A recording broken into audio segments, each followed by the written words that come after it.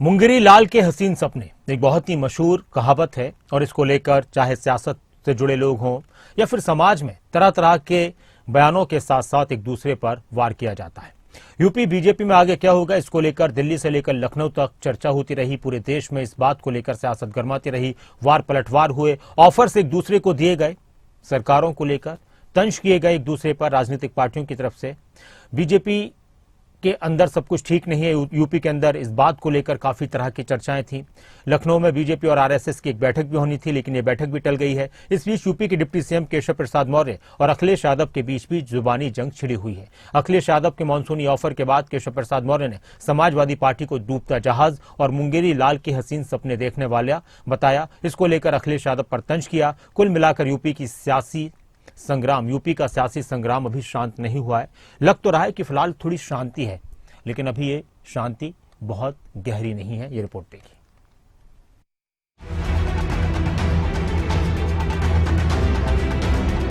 संगठन सरकार से बड़ा है। यूपी के डिप्टी सीएम केशव प्रसाद मौर्य और समाजवादी पार्टी के अध्यक्ष अखिलेश यादव के बीच वार पलटवार का दौर जारी है।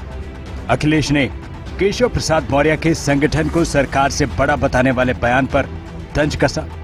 सोशल मीडिया अकाउंट पर लिखा, न संगठन बड़ा होता है न सरकार, सबसे बड़ा होता है जनता का कल्याण। संगठन और सरकार तो बस साधन होते हैं। लोकतंत्र में साध्या तो जन सेवा है। जो साधन की श्रेष्ठता के झगड़े में उलझे हैं वो सत्ता और पद के भोग में लालच में है। जनता की कोई परवाह नहीं है। भाजपाई सत्तान्मुखी है, सेवान्मुखी नहीं। यूपी में चल रही तमाम सियासी अटकलों के बीच अखिलेश यादव इससे पहले सोशल मीडिया पर एक पोस्ट के जरिए मॉनसून ऑफर केशव प्रसाद मौर्य को दे चुके हैं, जिसमें उन्होंने 100 लाव और सरकार बनाओ का ऑफर दिया। अखिलेश यादव के इस ऑफर पर यूपी के डिप्टी सीएम केशव प्रसाद मौर्य का जवाब आया है। केशव प्रसाद मौर्य ने सोशल मीडिया प्लेटफॉर्म एक्स पर पोस्ट के जरिए कहा है, मॉनसून ऑफर को 2027 में जनता और कार्यकर्ता फिर से 47 पर समेटेंगे।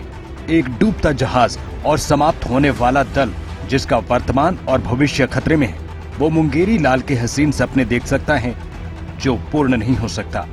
2027 में 2017 दोहराएंगे, फिर कमल की सरकार बनाएंगे। यूपी बीजेपी पे कौन सी खिचड़ी पक रही है, इसे लेकर अलग अलग चर्चाओं का बाजार गर्म है। यूपी में सीएम योगी और केशव प्रसाद मौर्य के बीच शीत युद्ध का असर ही है।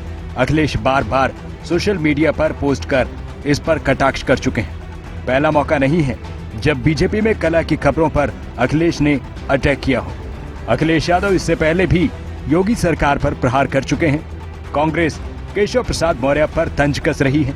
सिराथू सीट हारने का दर्द का हवाला देकर केशव प्रसाद मौर्य पर तंज कस रही है। इनके विधायक खुद आरोप लगा रहे हैं और मुख्यमंत्री खुद स्वीकार कर रहे हैं दलाली हो रही है।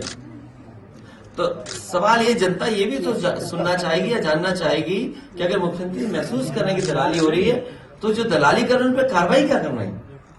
जिस विभाग के बारे में वो आरोप लगा रहे हैं वो विभाग तो सबसे करीब है उनके।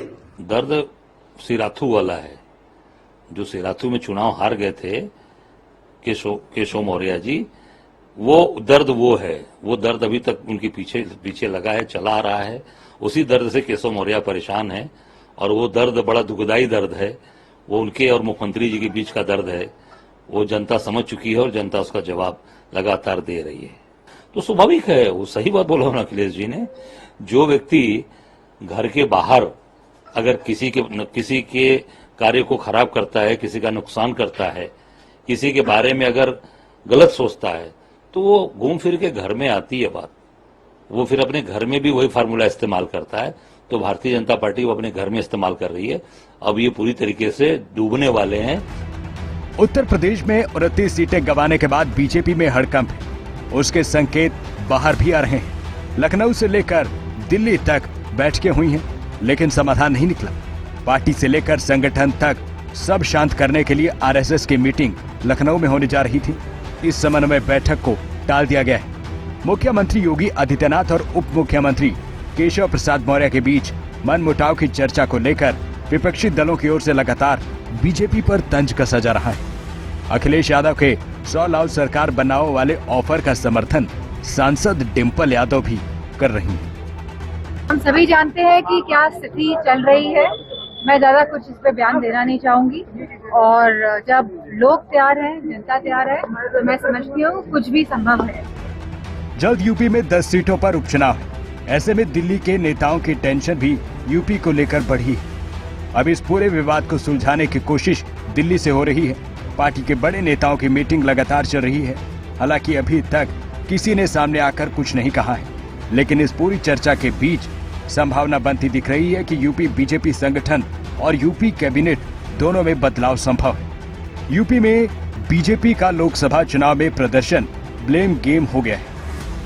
यूपी बीजेपी के अध्यक्ष भूपेंद्र चौधरी, प्रधानमंत्री नरेंद्र मोदी और बीजेपी के अध्यक्ष जेपी नड्डा के अलावा अमित शाह से मिल चुके हैं। ताबड़तोड़ मीटिंग्स के बाद आगे यूपी बीजेपी में क्या निकलकर सामने आता है, देखना दिलचस्प हो गया है।